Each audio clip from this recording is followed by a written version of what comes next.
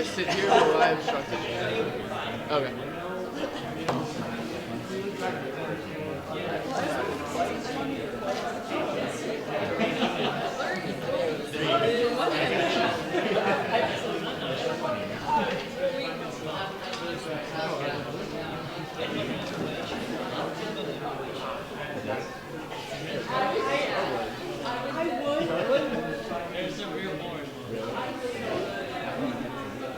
She fucking took like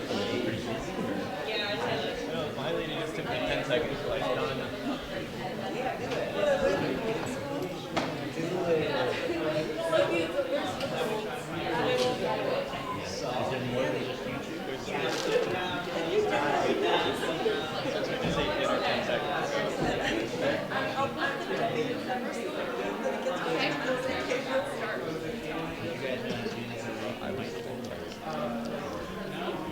No, you can't. Is that a real thing? Oh, yes. Okay. No, I actually reference. I just couldn't place it.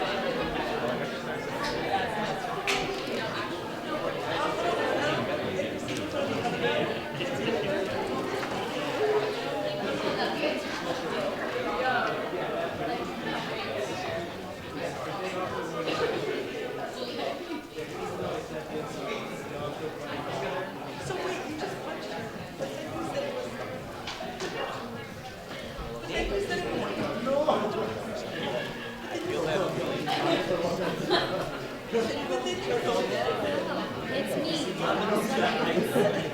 I have limbs. I've memorized.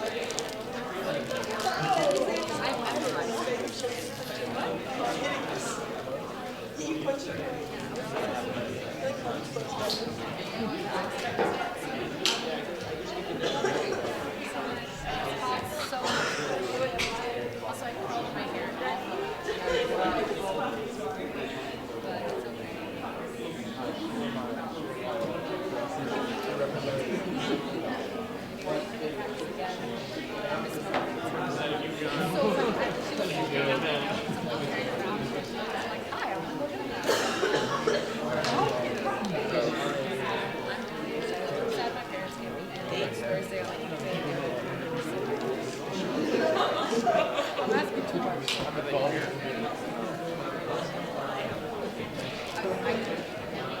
I have to send it like tonight to my parents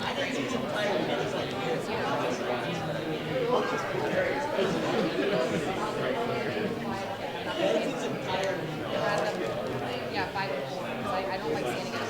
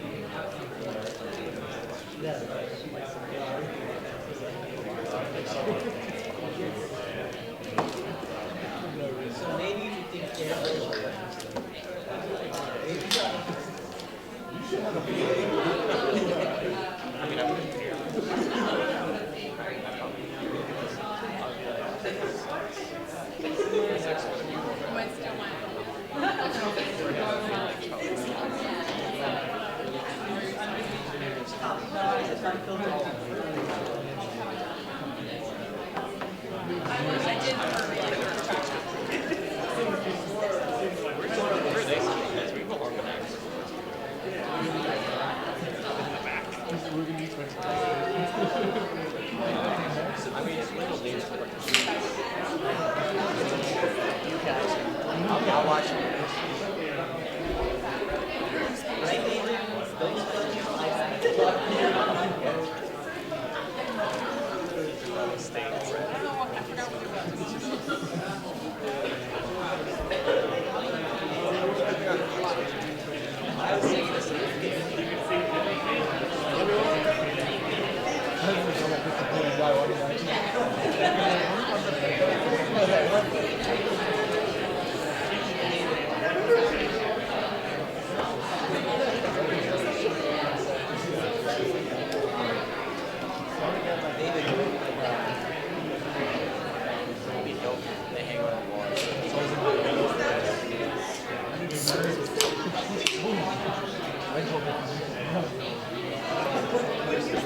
Out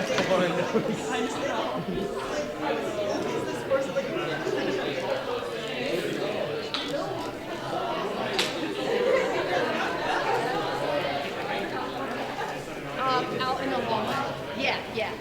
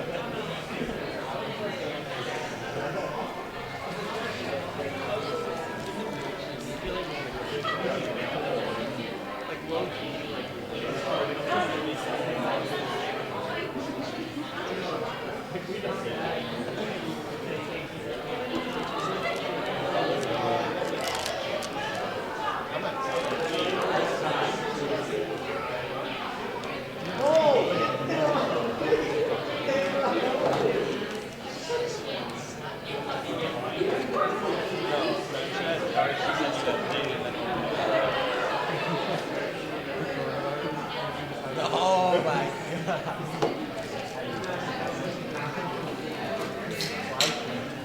It is? Live stream? Or what?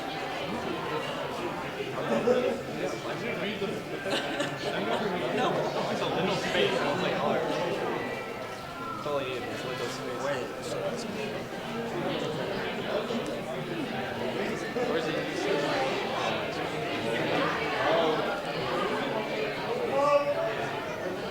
Two words. One syllable. Two syllables.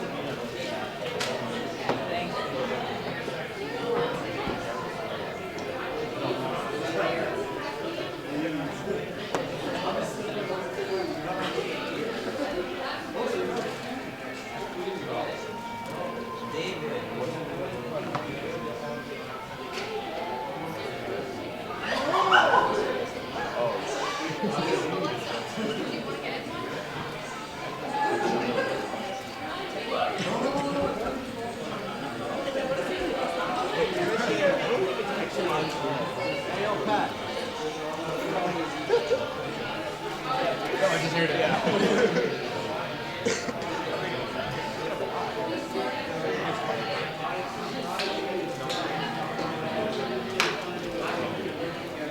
Like when you were like watching a game or something, you just hear something right next to it.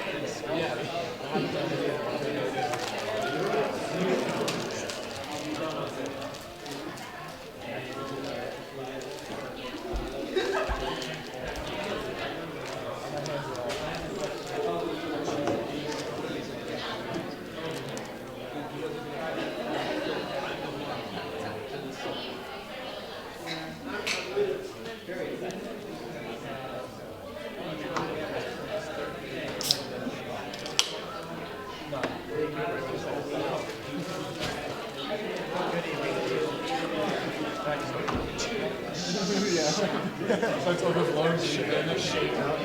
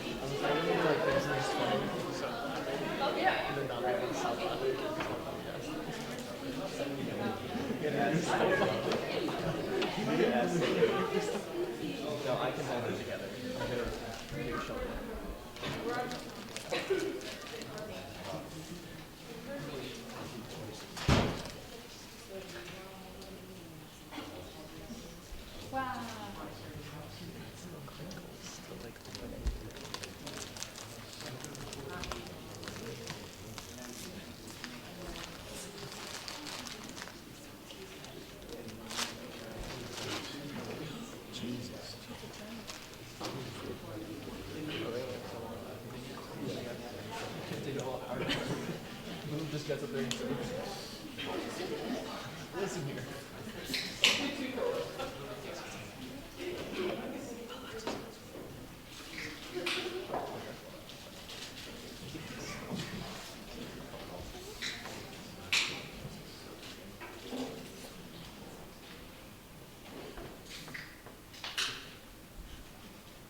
Hi guys, how you doing?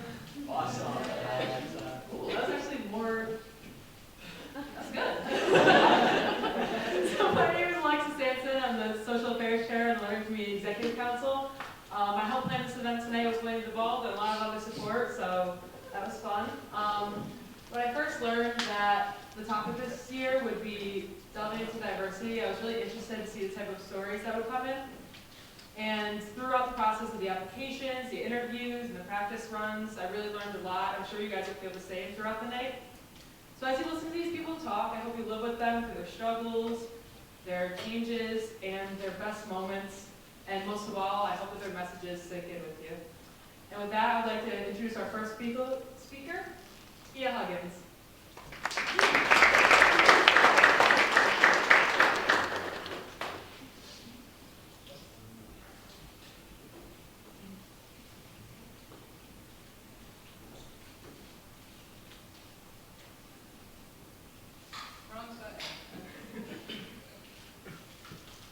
So, hi everyone. My name is Kia Huggins. I'm a senior computer science engineering major at UCONN. I was fortunate to be given the opportunity to live in engineering house for 2 years. And to start, I want to go back to the beginning of that journey. So in 2016, the summer before my freshman year, I was actually on campus for a program when I got the email that I had been accepted into engineering house. And so these are my low quality snapshots from 2016, but you can see that I called next in my new home. And there were a lot of boxes outside, so it was the first time the building was going to open, and it moved into these things called learning communities. So moving into engineering house, I started to have what I call small interactions. So I met a lot of new people, and I had friends that woke up at 5:30 in the morning for morning prayer. I had friends that didn't wake up until 2 p.m. Even things like dinner, I had friends that ate at 4 p.m. while I ate dinner at 8 p.m. And just noticing the differences in our lifestyles, even though we're all coming together for a common purpose.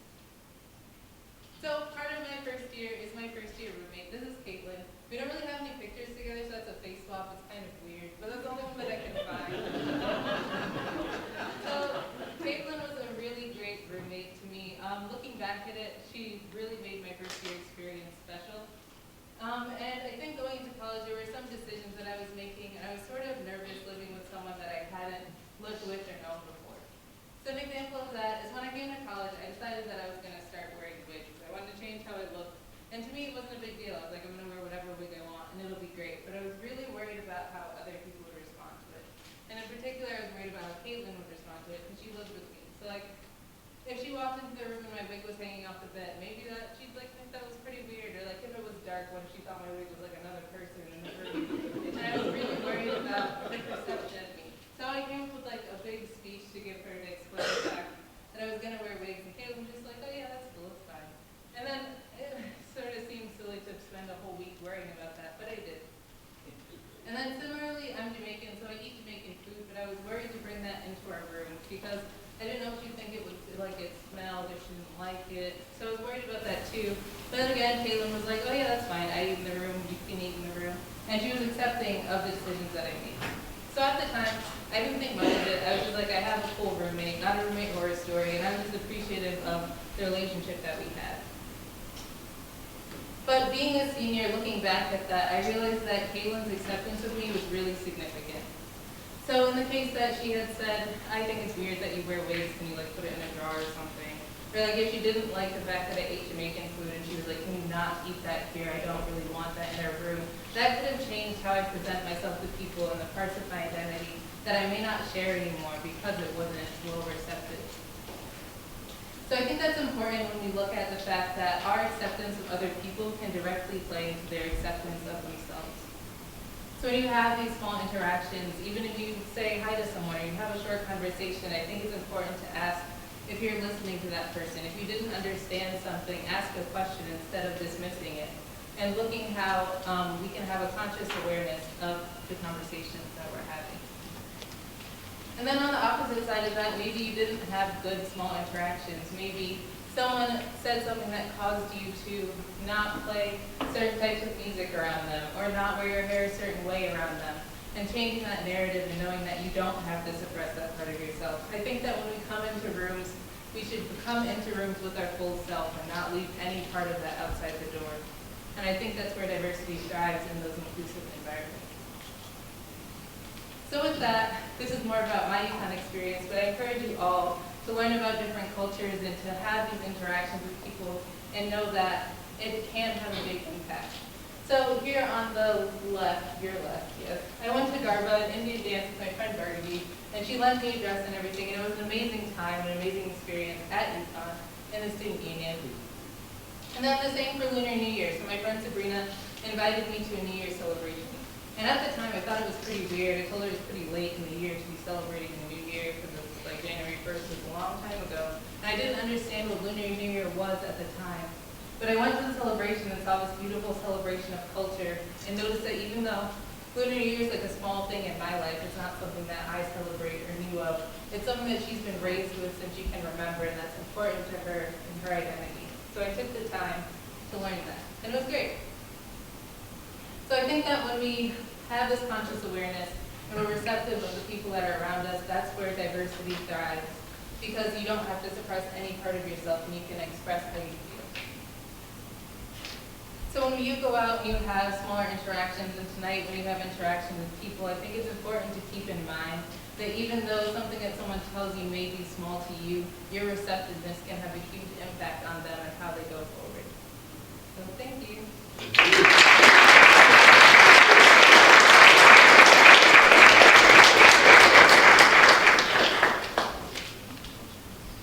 Thank you. What's wrong about you, right? So our next speaker is going to be Alexis Trench.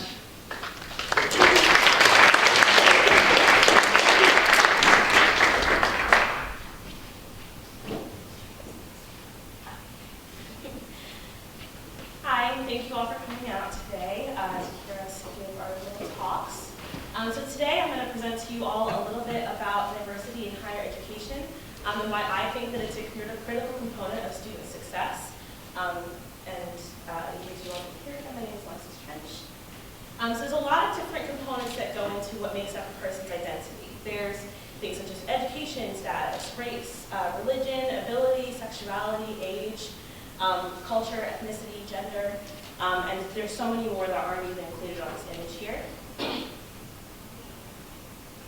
But when I was an RA in undergrad, I was taught how to organize my identities by using the metaphor of a shoe. So that's kind of how I want to explain it all to you tonight. So to start, we have the laces, which to me are the components that kind of hold you together. They're a part of who you are, but without them, you could still have shoes with no laces. So for me, those surface level identities are I'm a college graduate, a student here at UConn in the Department of Animal Science. I'm an educator and a mentor for the Whimsy learning community. I'm a Black woman, I'm cisgender, straight, able-bodied, and I'm a traditionally aged student. Next, we have the canvas or the leather of the shoe, which for me indicates the identities that you have that really make up who you are and have built you into the person that most people can see you as, but that maybe somebody might not see exactly on the surface. Maybe somebody might have to have a conversation with you for a little while to learn these things about you. So for me, my canvas identities are that I'm a sister, those are my siblings, they're very cute. I'm a daughter, that's my mom, my dad, and then I'm also a niece and a granddaughter, it's my aunts and my grandma at graduation. I'm a girlfriend, that's my boyfriend, I'm a former boyfriend, and also a good friend to all of these people. These are actually all friends that I met my first year, my freshman floor, and one of them got married, and we're still all really good friends, so that's why we're wedding in the summer. It's my best friend, Joey, and I forced him after he had come out to all of our group of friends to come with me to the New York City Gay Pride Parade and ride on the float with me, so I had him really, and to be a really good best friend to me. And then there are the soul identities. Now these are the identities that you might have to really get to know me in order to understand about me or to know about myself in the first place. So I created this word-all of certain identities that I consider to be the soul of who I am. Some of them are, pretty general things, like I think I'm a compassionate person, I'm an animal lover, I'm pretty flexible and respectful person. But then there's also some negative things that you can see on here, like if you look closely, you see that I'm an anxious person, and something that I relate to a lot with my anxiety, especially when it comes to being in a higher education setting, is a feeling of impostor syndrome, which Oxford Dictionary defines as the persistent inability to believe that one's success is deserved or has been legitimately achieved as a result of one's own efforts or skills. And I think a lot of students relate to the imposter syndrome or phenomenon feeling because they haven't been able to figure out where they fit in their community within a higher education setting. And this is where I think that diversity comes in handy and is very important for student success. So because I'm a scientist, I had to do a little bit of research. And I was able to find a paper that sums up what I found pretty easily in this one sentence, which demonstrated that ethnic minorities, economically disadvantaged students, first-generation students, and women in certain academic fields all have lower rates of academic persistence needed for graduation. And I think that that's because they're unable to find people that look like them. They're unable to find that community of people that looks like you or acts like you or represents the same things that you represent. And it makes you feel like you don't belong there, and that can make it harder for you to push yourself through those difficult exams or harder time points in your college career. So there's two main solutions that were suggested to help improve this problem that we're seeing on college campuses of students feeling like they don't belong there, or students feeling like they don't fit in within the academic community. But first I wanted to go into some of the other types of marginalized groups that can experience these feelings of not belonging, such as LGBTQIA+ people, people with visual disability, physical disabilities, people on the autism spectrum, non-traditionally aged students, people living in poverty, and the homeless. But even though this list has a lot of different identities and minorities on it, there are so many more that I didn't even include on this list. I could go on for hours. So here's a graph that I found about the fall enrollment of the University of Connecticut graduate students here at UConn. This little box is me in the College of Agricultural and Natural Resources. I'm one of 4 Black or African American identifying students. And if you look at the whole rest of the chart, I couldn't find a graphic that summarized it better. There were a lot of other minorities students also that are included in the graduate community here at UConn. But I did find really nice graphics for the undergraduate communities and was able to do more of a direct comparison with the faculty that work here at UConn. So as you can see, there's a much larger population of diverse students, racially, ethnically diverse students here at UConn when compared with the ethnic diversity of faculty and staff here. And so that calls into question whether or not we should increase the number of ethnic minorities in the faculty here at UConn, and if so, how can we really do that? How do we recruit people to want to come here and serve as those role models for those students? And then another way that was suggested to resolve this issue on campuses is by helping students to find those communities. And there are a bunch of campus resources that I found, and again, this list is not exhaustive, of different communities that people might be able to find themselves a part of if they come to UConn. So the Rainbow Center, the African American Cultural Center, First Gen Society, and then I also included the Center for Students with Disabilities and the Office for Veteran Affairs and Military Programs, which even though they don't necessarily, they're not a club or an organization that is designed to create community, they can provide resources on the UConn campus that can connect you to people to make you feel like you're not the only one and you're not so alone. And so hopefully, if we're able to create a more diverse community that looks more like this beautiful, colorful picture, more students will feel like they belong on UConn's campus and on campuses across the country.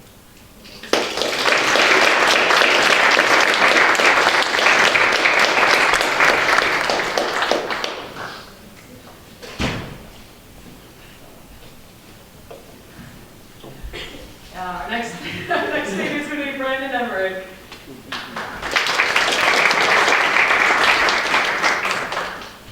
Hello everyone, thank you very much for coming out tonight. As Vita said, said, my name is Brandon Emmer. I am a cognitive science major, part of the Humanities House, and I'm going to be talking to you about how to have a diverse self. Now, I have to admit, when I first saw the poster for this talk, delving into diversity, I wasn't really sure what I was going to say. I really wasn't. Because let me ask you this. On the outside, am I your traditionally disadvantaged person? I mean, come on. I'm straight, I'm middle class, I'm white. Come on, I'm not even female, guys. So the question is, what stories can I tell? What can I do that most people haven't said about diversity? I decided that I could talk about diversity from a scientific perspective. I'm going to be showing you diversity, as you'll see, through the free energy principle, which is an integrated theory of the brain derived from physics and information theory. You will see that diversity is not merely about having different classes, different ages, different races. Diversity is about having a group of people who are good at accomplishing specific tasks that the group wants to accomplish, while at the same time having a good sense of identity, a sense of self. I hope that you will see what a self truly is from the perspective of cognitive science and physics. So, according to the University of Connecticut's diversity statement, diversity encompasses the presence or participation of people who differ by, long list time, age, color, ethnicity, gender, national origin, race, religion, or sexual orientation, including those with disabilities, and from various socio-economic backgrounds.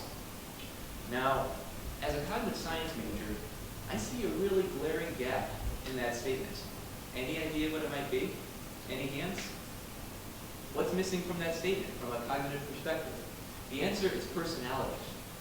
Personality explains who you are. It explains your basic cognitions, your basic emotions, your behaviors that you exhibit every day. Sure, you may identify as by your age or color, but chances are, just like our last speaker, Alexis, you identify yourself based on qualities such as your conscientiousness, your openness, how well you relate to other people. I believe that personality is something that we really need to consider when we talk about diversity.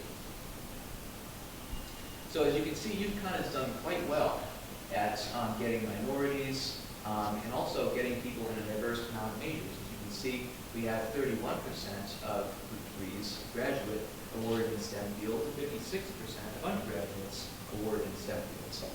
We've done quite well in this perspective, getting a lot of different disciplines at the university.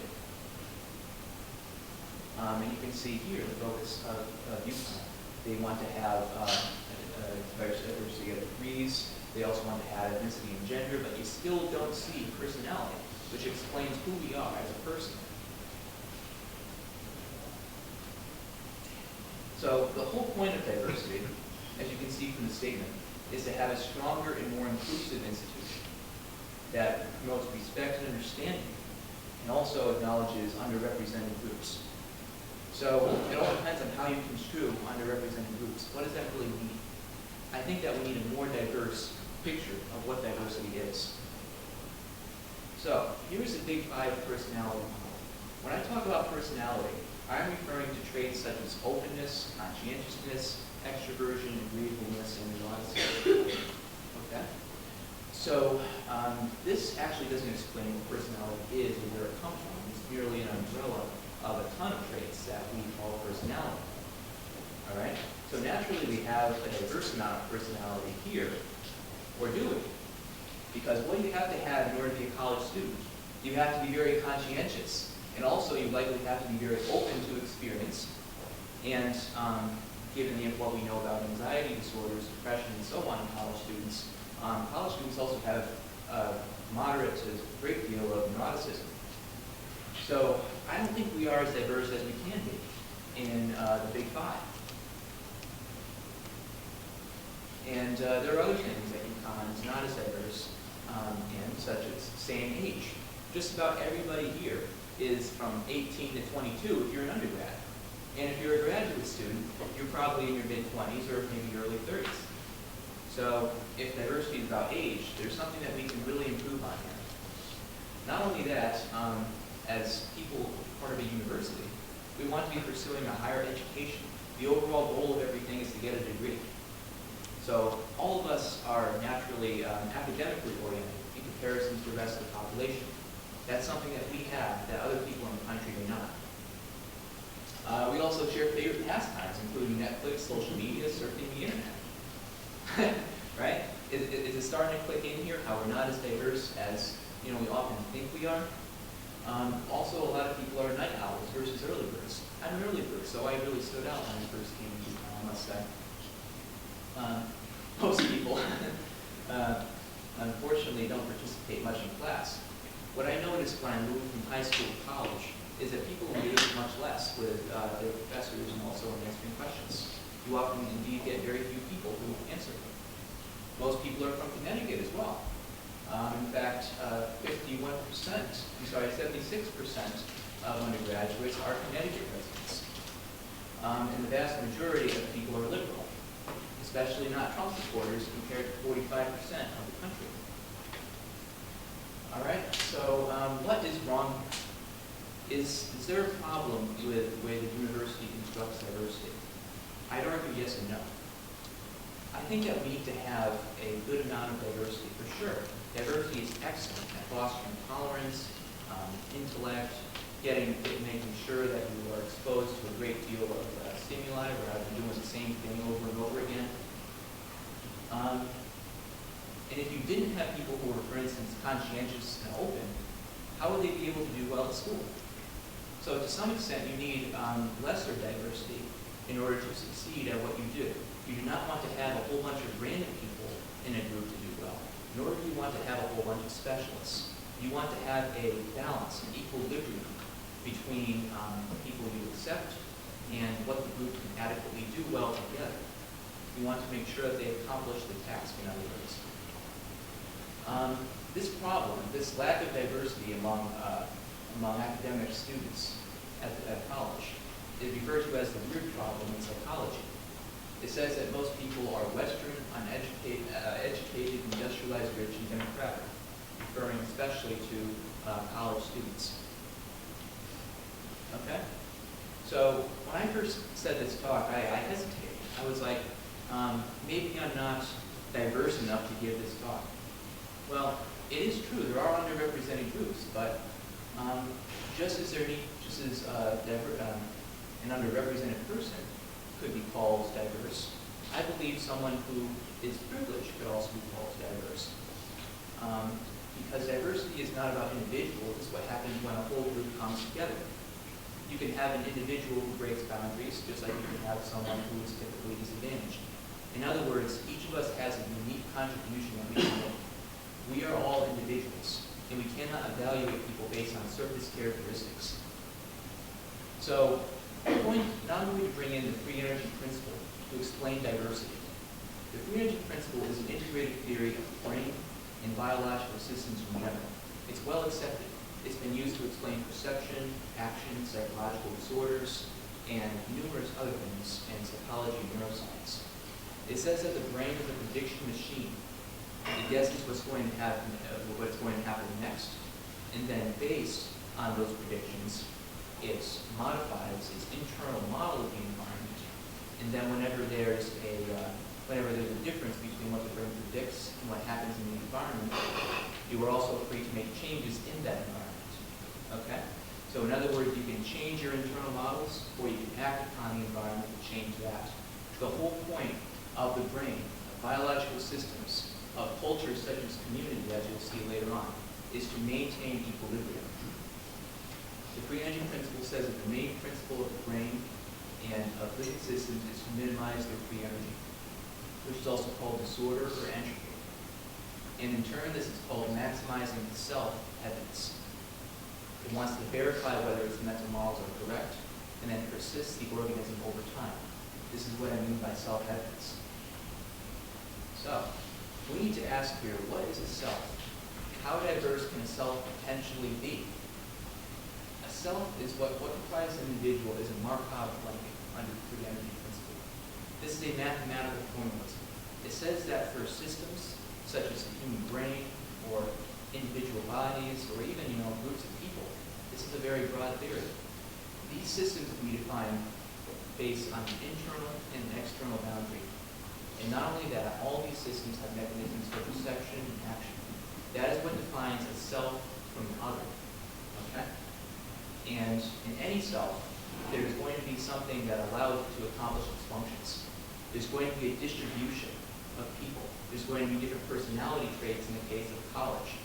In your body, you want to make sure that there's a diversity of ways to minimize differences in what your brain predicts and what the environment's outcomes.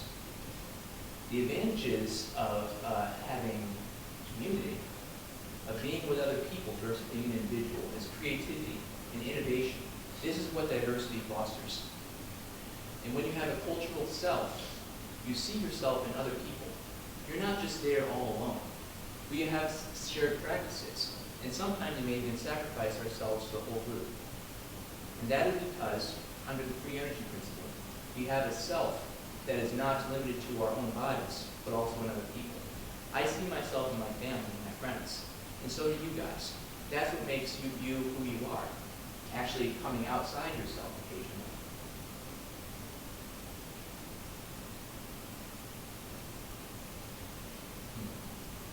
So the question is, are we all selfish?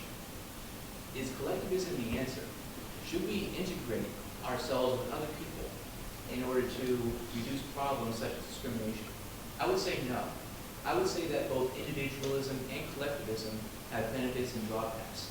The benefits of individualism is that you have more freedom of expression and you have the ability to innovate. On the other hand, if you're from a collectivistic culture, you know that prizes the group more so over the individual, you find your identity in it. And you treat the group kindly, but not necessarily outsiders. So whether you're an individual person or someone who finds themselves in a collective, you still face problems in which people don't accept diverse others. And the reason discrimination occurs, according to some researchers, is because of environmental threats. These worsen discrimination by increasing in-group bias, and then blaming those threats that you encounter in the environment on other outgroups. So the question is, how do we minimize discrimination? How do we promote openness and diversity? The answer, I say, is to have an expanded self. This can be done through mindfulness training, recognizing our implicit biases toward other people, and then correcting them over time. Mindfulness is about having non-judgmental openness toward whatever is coming. It can be cultivated through meditative practices and other things. It's not limited to monks.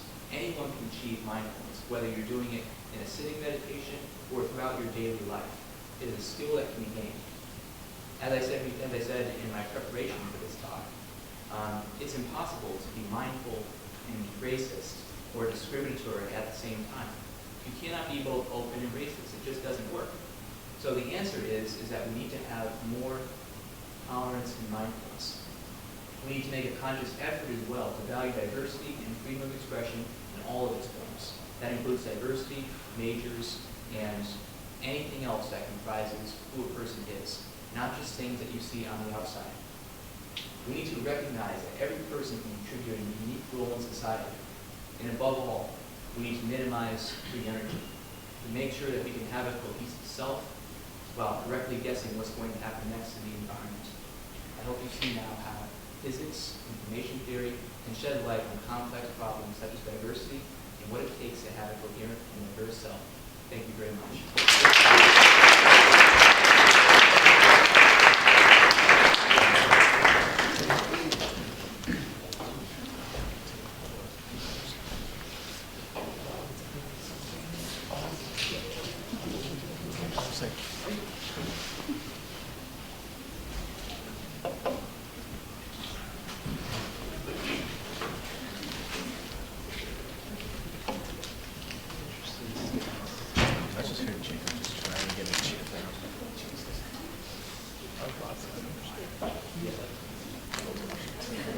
And our next speaker will be Kathleen Cruz.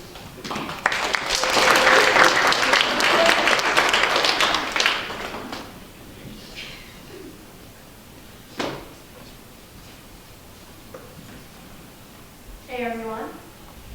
I just wanted to preface this real quick by saying that, first off, this is my safe space right here, this podium.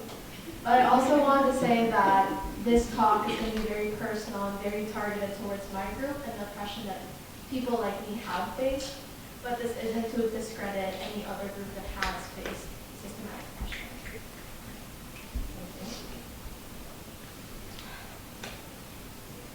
Where your human calculators, where your straight A students, where your exotic friend that brings in the equally exotic, smelly, disgusting food at lunch, where your monolithic, chinky-eyed, yellow-faced antagonists, where the subject of your fetishes, fueled by anime that you interpret with your misogynistic male gaze, where your doctors, where your IT techs, where your TAs with the heavy accents that you think you can tease us for, where the race that carries a deadly virus that you use to justify your xenophobia, and yet we're your submissive, quiet minority, as if we were invisible. These are all the stereotypes I had to face all my life. For so long, I was told that my power came from silence. According to my upbringing, if I could quietly work my way up the social ladder, I could get into an adequate disposition in society. Study, do well, don't create waves, they said. That's why society thinks we have superseded oppression. They think that Asians have somehow cheated the system, got up in higher education and such. Never mind the fact that Asian Americans are historically restricted, underpaid, and underpromoted. Never mind the fact that a majority of us still reside in inner cities, still remain in poverty lines. This culture of silence has actually allowed for our oppression to cower in the dark. So, although these may just seem like stereotypes, these stereotypes maintain our subordinate status. In fact, in 1987, 8 Asian American UCONN students stepped onto a bus bound for a university-sanctioned semi-formal. On the bus ride there, these students were called chinks. They were mooned, they were flashed, they were spit on, and they were ostracized the entire time. Despite the trauma that this event has caused, both university and state officials did nothing about it, and the assailants ultimately went free.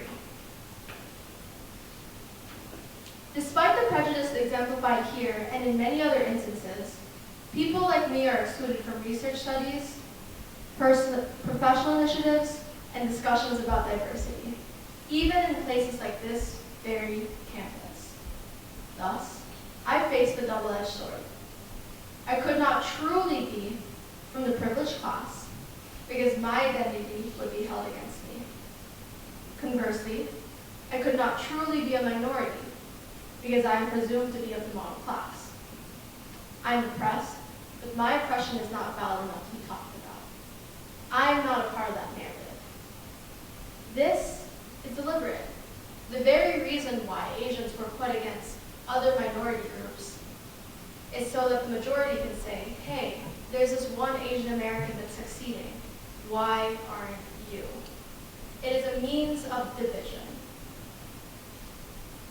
It is a means to perpetuate this thing called the model minority myth.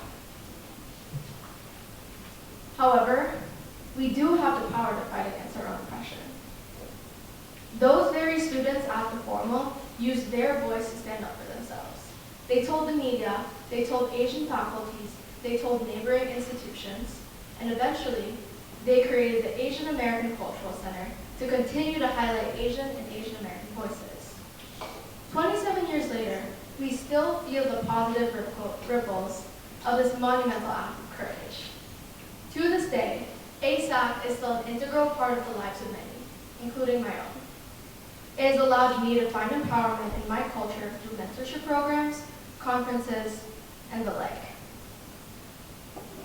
Most importantly, ASAC taught me that my voice did in fact have power.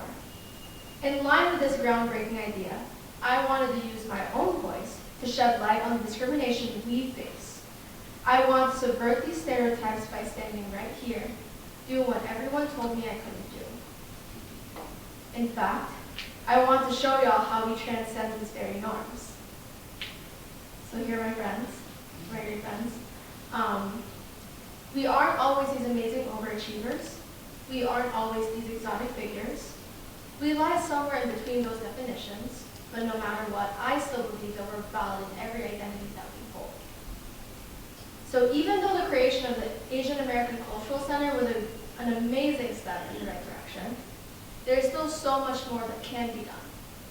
We still experience microaggressions, such as being placed as the token model minority mentor, or being the harassed non-binary Asian American on our floor, or being fear-mongered by Make America Great Again tapestries to get us to go back to where we came from, or being called Jackie Chan as we're walking down the street, or being told that we're too Asian to get a job. This is real. This is something that my friends and I have faced and have experienced before, and I've had to live through without anyone telling us it was okay to feel bad about these experiences. So the work that we need to do starts by seeing Asians as a minority. Once we do this, we can be a part of the fight against oppression so many other minority groups have faced. We can help empower other communities, such as the Black community, the Latinx community, the Native community, the LGBTQIA community, and any other community that has always felt invalidated. We can give all of us, the underrepresented, a seat at the table. So let's open our eyes and make the invisible visible. Thank you.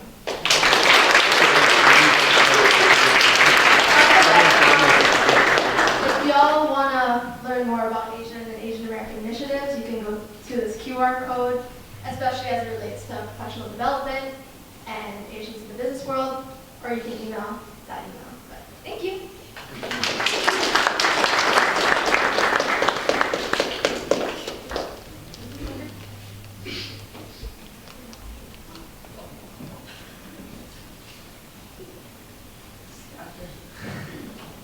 Our next speaker will be Maria Kelly.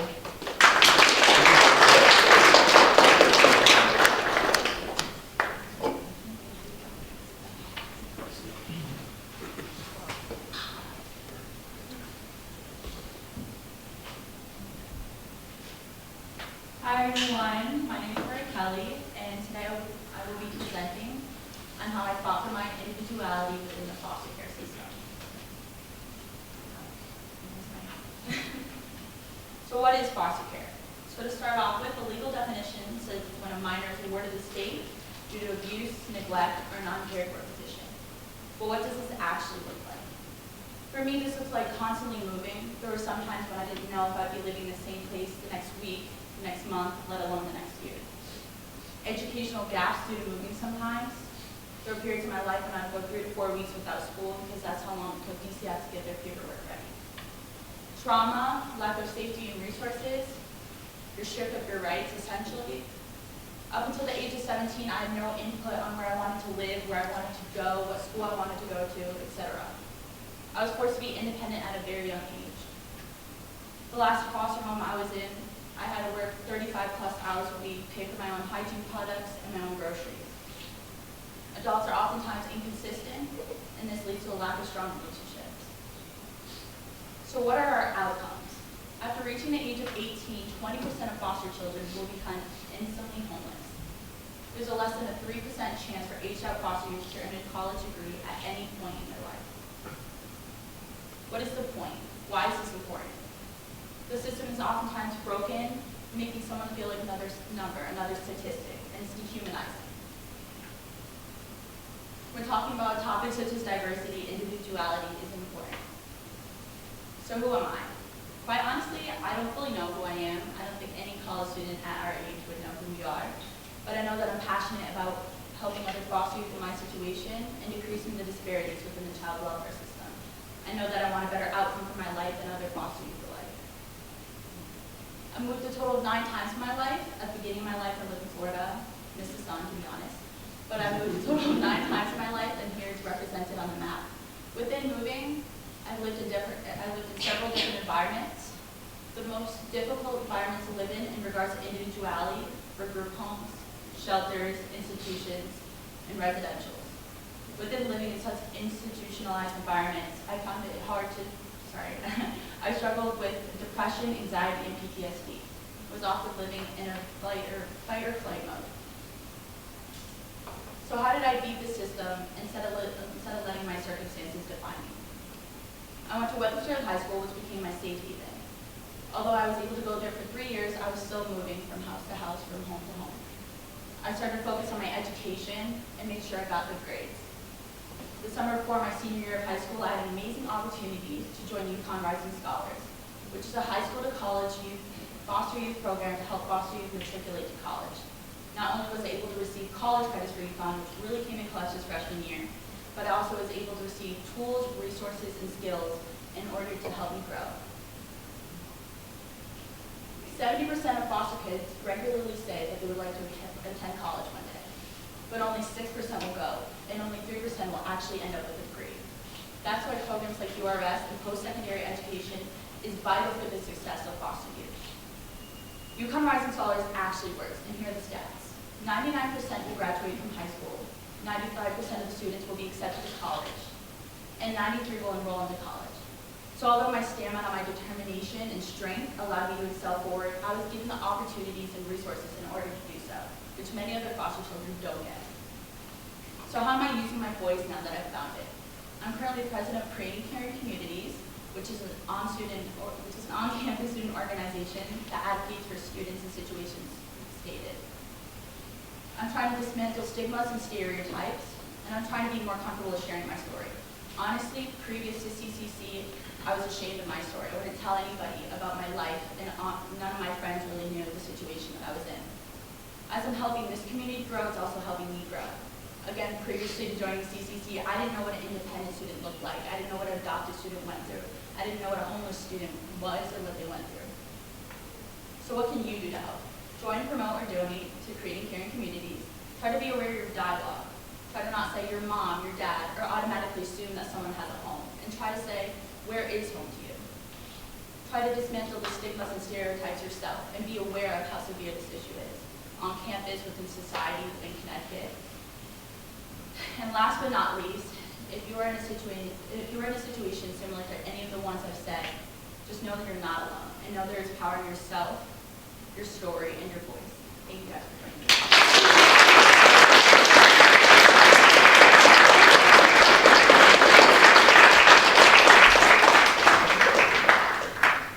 Thank you. Our next speaker will be Mason Holland.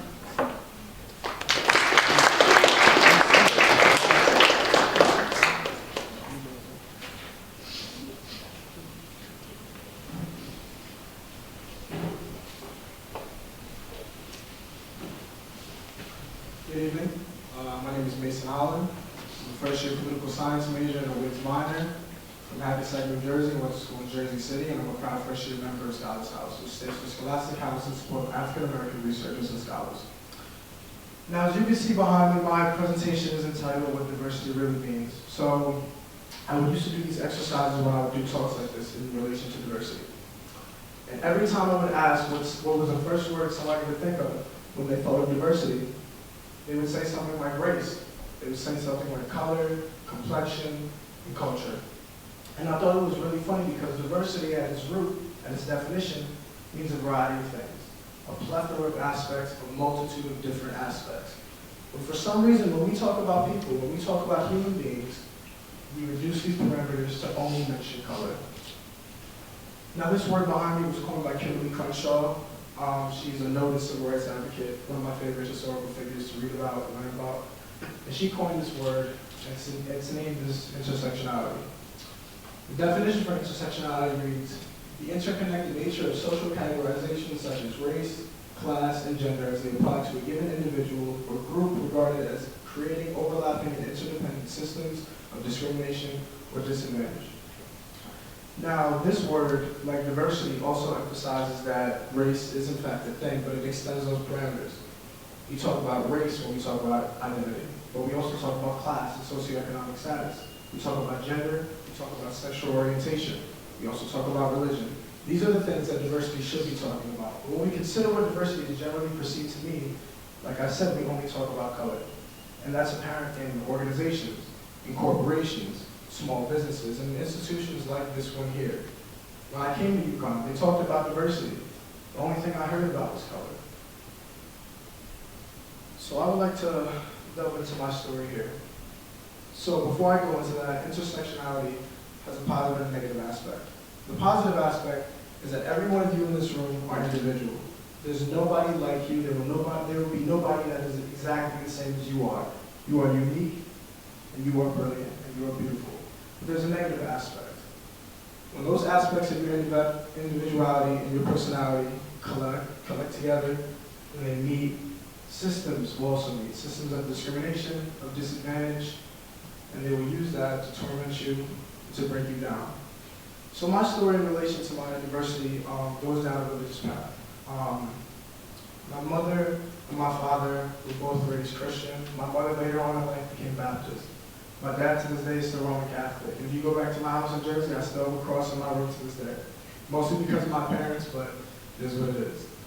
But around 13, 14 years old, I started to question things. I started to ask questions. I started to delve deeper into the topic of religion.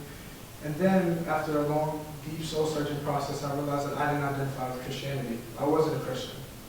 So for about a year, I went on a process of religious journey.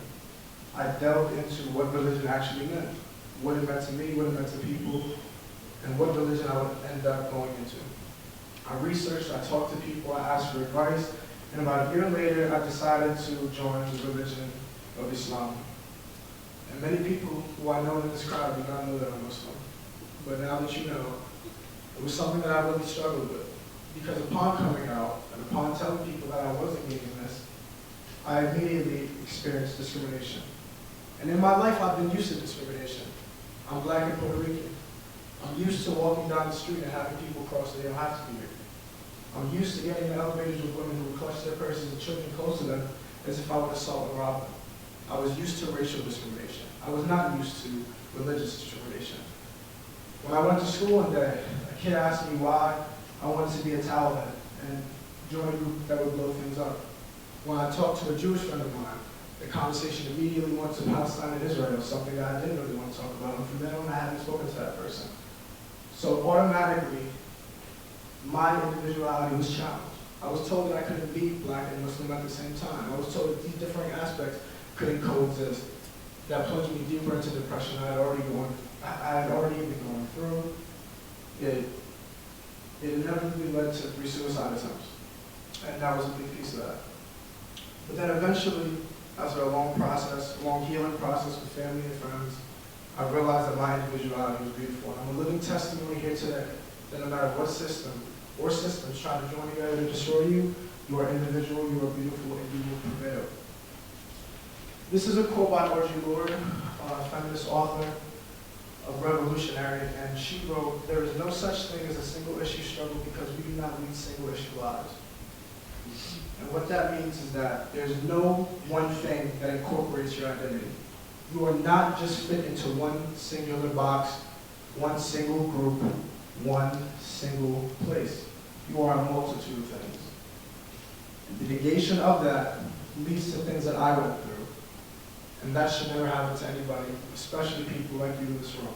So when you leave this place today, when you go home, when you go back to your dorm, when you consider diversity, what it means, please consider expanding the parameters of diversity beyond race and incorporating other aspects. Thank you.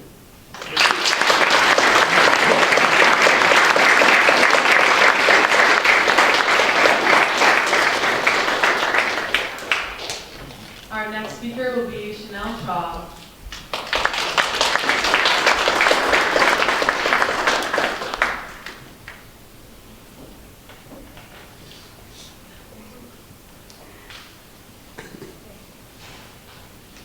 I would find the task of delving into my topic, overcoming life's challenges, difficult, without first giving insight on my very own background. I grew up in Jamaica with my dad, mom, brother, and sister for 14 years. and my mom and I came to live in Connecticut the summer of 2016. Growing up, I would visit Connecticut each summer to spend time with my eldest sister, Sharika. And by the end of the summer, I would return back home. The summer of 2016, however, my mom and I, we began our permanent residence here in Connecticut. And as expected, visiting during the summer was not the same as living here. And this led to a drastic change, which led to a culture shock.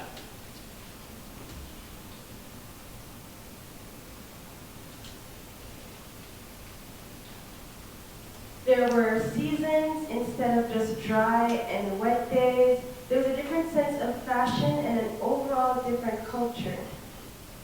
During my first weeks as a high school sophomore here, I struggled with many things that may have seemed easy to many of you, like opening a locker, adjusting to the slight British to American spelling differentiation, and finding my way around the school.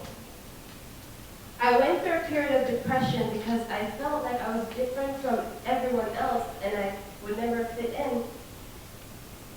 I remember how sad I felt as the winter approached, and the only familiarity of warmth and sunshine I had slowly began to fade. As I looked outside and gazed at the white snowflakes falling, I wondered, how could people live in this cold? And funny enough, my relatives who lived here all their lives, they laughed at me because they said that was one of the easier winters. After coming home from school one day, I decided to talk to my dad about the issue. And I was given a reality check. I explained to my dad how miserable I was, and that I would never fit in, and that I was just different from everyone else. And my dad said with the straightest face, that said, "Are you done?" And after that, he told me, moping around and feeling sad will not help your situation, but making friends, moving forward, being a part of something, rather than fixating on the past, because I must move forward. So I did just that. I decided to join organizations that embraced my diverse background, like the class council, the West Indian dance team, and also girls soccer. And I realized in joining these communities, I was able to find my self-identity. In adjusting to the next major change in my life, moving from a high school to a college environment, which I'm sure we can all relate to, I decided I had the formula for success: joining a community. Joining a community is essential in overcoming life's challenges because feeling lonely gives way to insecurity, depression, and a lack of confidence in your abilities.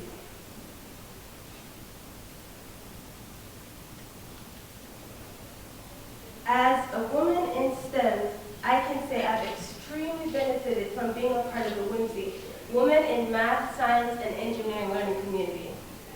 As a first-generation student, being a part of WIMSI means that I am living with people who can relate to many of the classes I take and give academic support, and when I feel overwhelmed with exams, labs, and deadlines.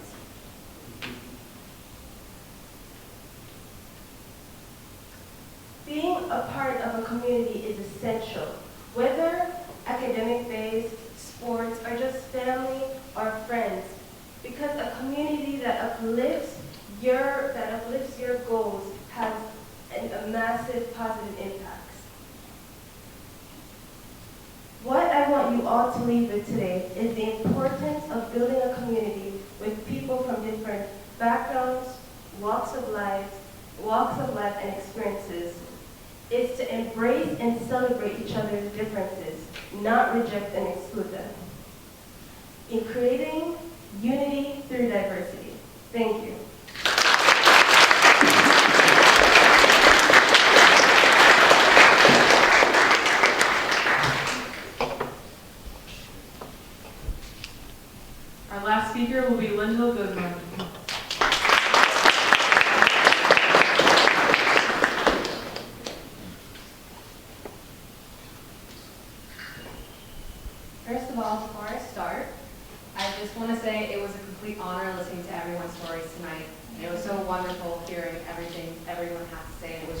blessing.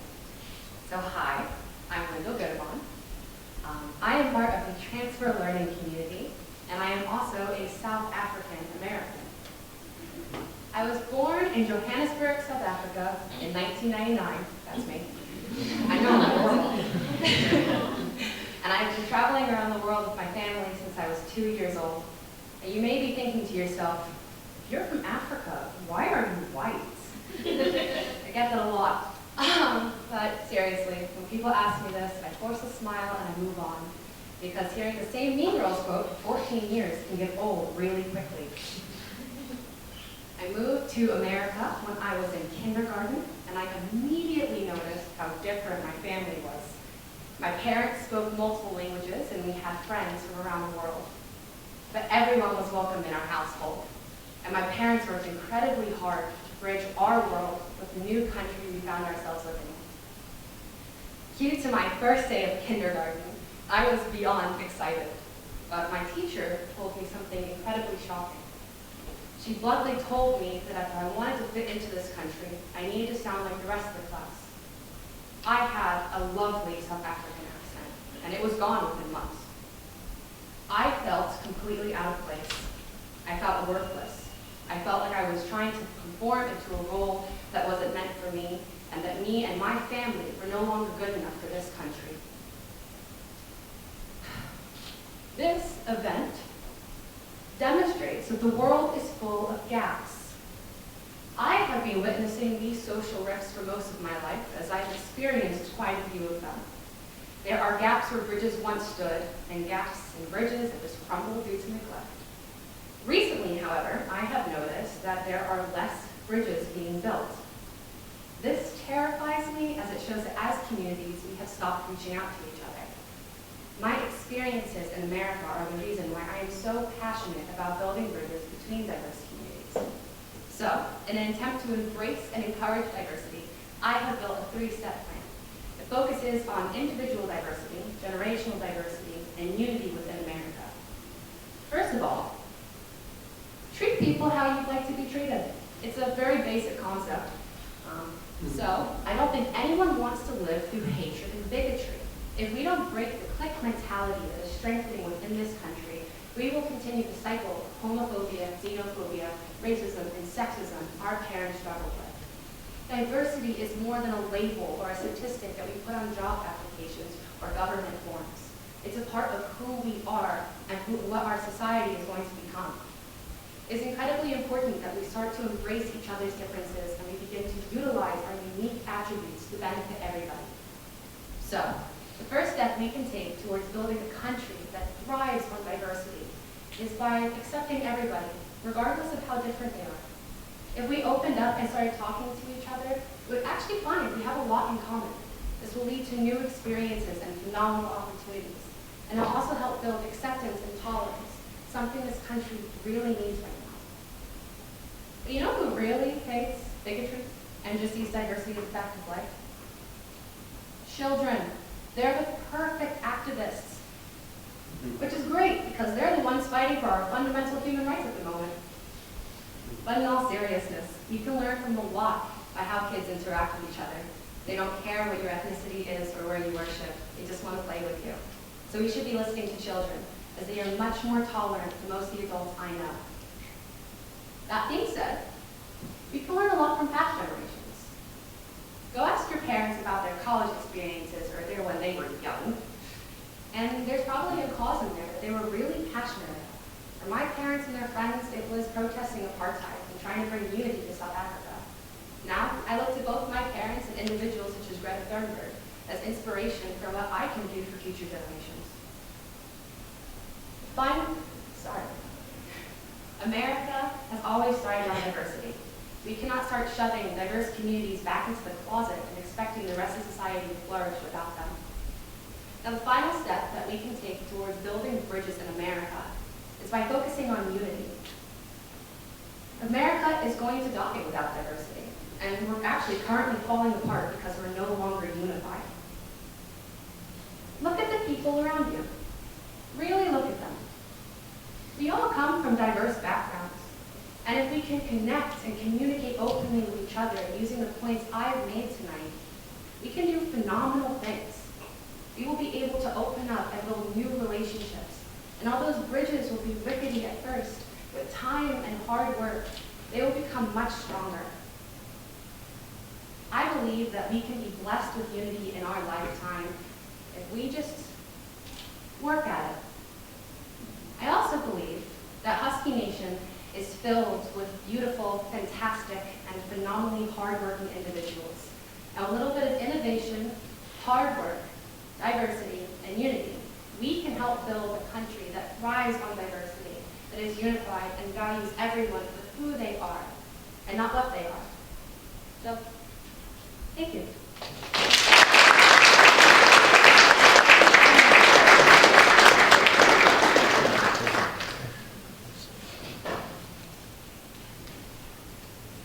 Well, that concludes LC Talk. So thank you guys all so much for coming. Thank you to everyone who was a part of it.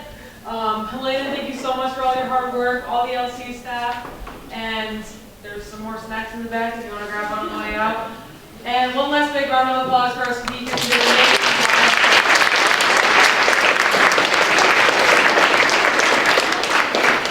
That's all I got. See you guys.